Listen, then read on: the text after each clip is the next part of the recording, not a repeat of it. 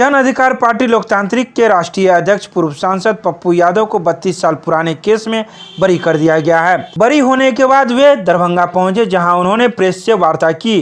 Press से वार्ता के क्रम में उन्होंने कांग्रेस के गुणगान किए और कहा कि कांग्रेस कब तक बैसाखी के सहारे लड़ेगी, उन्हें एक मजबूत विकल्प चाहिए और जो विपक्ष के सहारे ही हो सकता है। साथ ही उन्होंने कहा कि मेरे खिलाफ कोई सबूत नहीं थे और आज मुझे अदालत पर पूरा भरोसा था कि वह हमें बरी करेगी।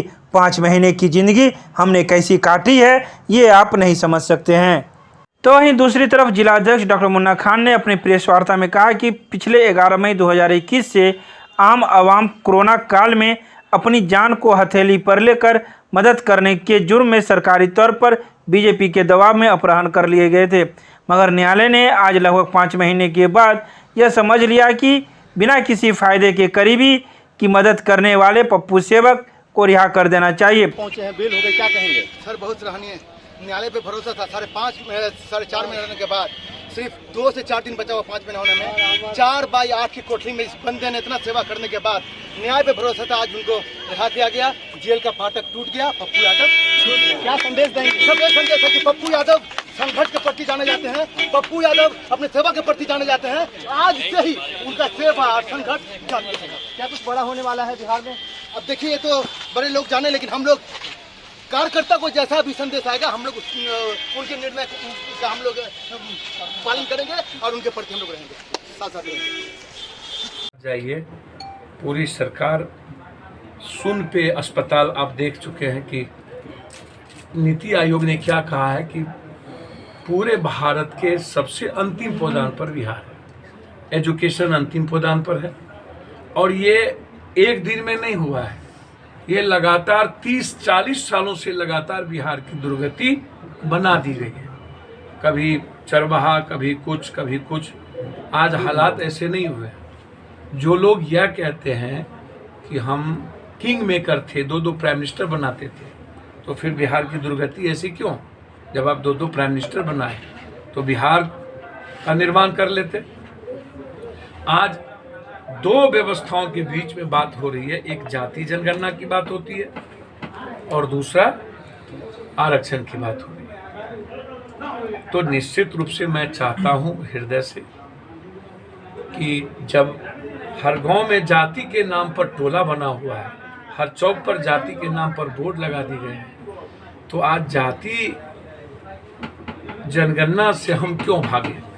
उनकी आर्थिक, सामाजिक और शैक्षणिक मजबूती के लिए जातीय जनगणना निश्चित रूप से यह आवश्यक है और विपक्ष को एक मजबूत वकील के साथ सुप्रीम कोर्ट में अपना पक्ष रखना चाहिए ताकि सर्वोच्च न्यायालय इस परिस्थिति को देखे। आज अदालत जब कोई साक्षी नहीं था, ये मैं शुरू दिन से कह रहा हूं, तो उन्होंने बाइज्जत बरी किया। बुरे परिस्थिति के साथ गए और हम लौटे हैं। मैं आपको बता नहीं सकता हूं कि 5 महीना पल पल इस एक नर्क सी जिंदगी बीती है। तेवर क्या? नहीं, बिल्कुल कोई तेवर नहीं होगा। जो मेरा सेवा है और संघर्ष है वो जारी रहेगा। क्वेरी नहीं होती है। कल भी मैंने शाहरुख खान के बेटे को लेकर ट्वीट किया है कि उसके लिए आप 10 साल 100 साल जेल कर दीजिए। और जितने ड्रग्स माफिया हैं, पहले ही मैंने कहा कि 2 व्यक्ति जिनको अत्यधिक पैसे मिले हैं उनके बारे में उनसे पूछिए। 2 व्यक्ति देश चला रहा है, अभी मैं उस पर कुछ नहीं कहूँ।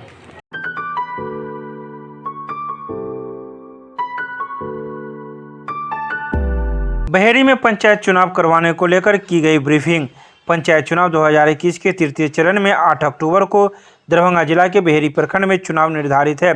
चुनाव में प्रतिनियुक्त सुपर जोनल एवं सेक्टर दंडाधिकारी के साथ पुलिस पदाधिकारियों को प्रभारी जिला दंडाधिकारी सह उप विकास आयुक्त तने सुल्तानिया एवं वरीय पुलिस अधीक्षक बाबूराम द्वारा संयुक्त रूप से ब्रीफिंग की गई।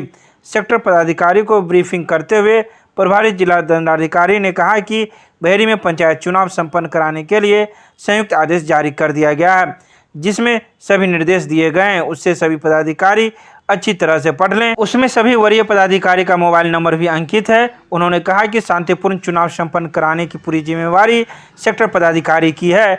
मतदान केंद्र पर फर्जी मतदाता आदि मतदान करने आता है या कोई दोबारा मतदान करने आता है तो तुरंत कार्रवाई करते हुए पीठासीन पदाधिकारी के माध्यम से उसके विरुद्ध प्राथमिकी दर्ज कराना सुनिश्चित करेंगे।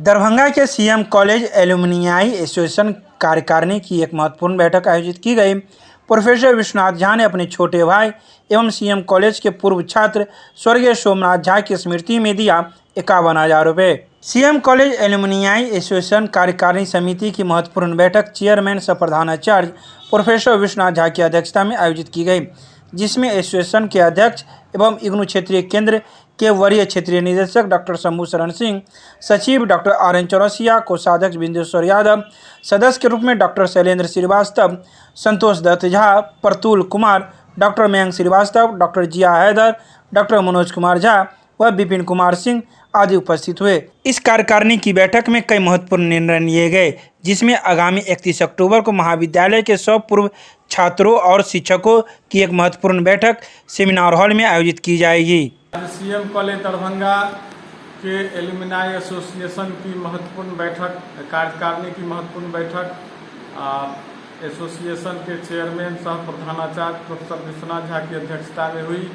इस बैठक में एसोसिएशन के अध्यक्ष एवं इग्नू क्षेत्रीय केंद्र दरभंगा के वरीय क्षेत्रीय निदेशक डॉक्टर शंभू शरण सिंह, सचिव डॉक्टर RN चौरसिया, कोषाध्यक्ष बिंदेश्वर यादव, सदस्य के रूप में डॉक्टर शैलेंद्र श्रीवास्तव, डॉक्टर मयंक श्रीवास्तव, प्रतुल कुमार, विपिन कुमार सिंह सहित अन्य सदस्य उपस्थित हुए। बैठक में महत्वपूर्ण निर्णय लिए गए, जिसमें आगामी 31 अक्टूबर को एसोसिएशन के 100 महत्वपूर्ण सदस्यों की बैठक महाविद्यालय के सेमिनार हॉल में आयोजित की जाएगी। आज इस अवसर पर महाविद्यालय के प्रधानाचार्य प्रोफेसर विश्वनाथ झा ने 51,000 रुपये की राशि अपने छोटे भाई स्वर्गीय सोमनाथ झा, जो सीएम कॉलेज के पूर्ववर्ती छात्र हैं, उनकी स्मृति में एसोसिएशन में सहयोग किया है। ज्ञातव्य है कि इसके पूर्व प्रोफेसर कामेश्वर झा, जो सीएम कॉलेज के पूर्व प्रधानाचार्य रहे हैं, तथा डॉक्टर मोहम्मद मोहसिन, जो समाजशास्त्र के प्राध्यापक रहे हैं पूर्व में, उन्होंने भी 25,000 रुपये का दान दिया और डॉक्टर कामेश्वर झा ने 51,100 रुपये का दान पहले ही दे चुके हैं।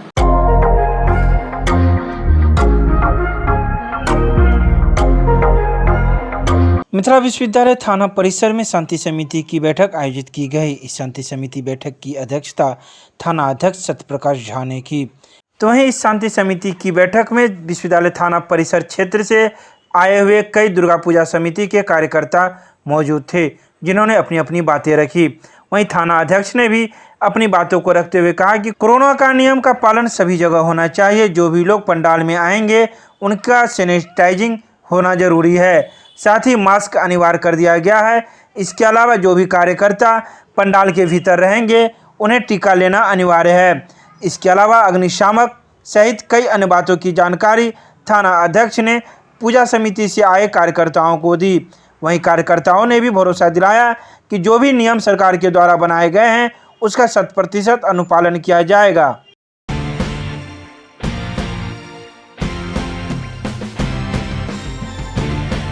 बीस दिवसीय सेवा समर्पण अभियान के तहत शिक्षा एवं बुद्धिजीवी प्रकोष्ठ द्वारा प्रोफेसर अनिल कुमार चौधरी की अध्यक्षता एवं शिक्षक प्रकोष्ठ के जिला संयोजक सुनील चौधरी की अध्यक्षता में एक बैठक का किया गया आयोजन। बैठक का संचालन जिला संयोजक सुनील चौधरी की द्वारा किया गया, जिसमें बैठक सह संगोष्ठी भी की गई। इस कार्यक्रम में मुख्य अतिथि के रूप में वक्ता के रूप में सांसद गोपाल जी ठाकुर मौजूद थे।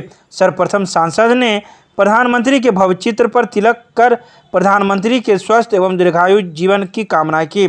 इसके बाद सांसद ने उपस्थित बुद्धिजीवी वर्ग के लोगों को पाग एवं चादर देकर सम्मानित किया गया।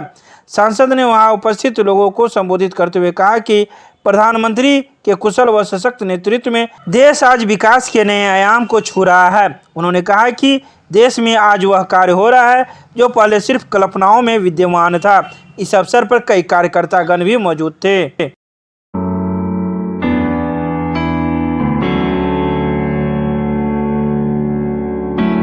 मिथिला विश्वविद्यालय के राष्ट्रीय सेवा योजना इकाई के तत्वावधान में पूर्व गणतंत्र दिवस परेड चयन शिविर 2022 का किया गया आयोजन।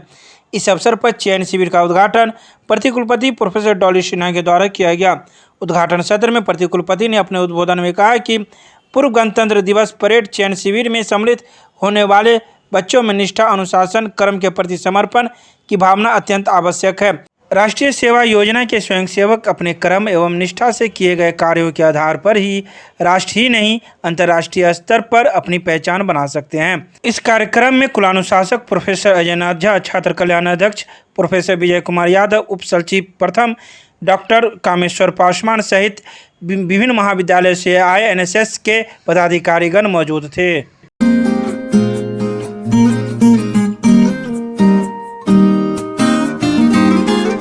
मिथिला विश्वविद्यालय के जुबली हॉल में सोमवार को 4 वर्षीय इंटीग्रेटेड बीएड 2021 की पहली ऑफलाइन काउंसलिंग प्रारंभ की गई।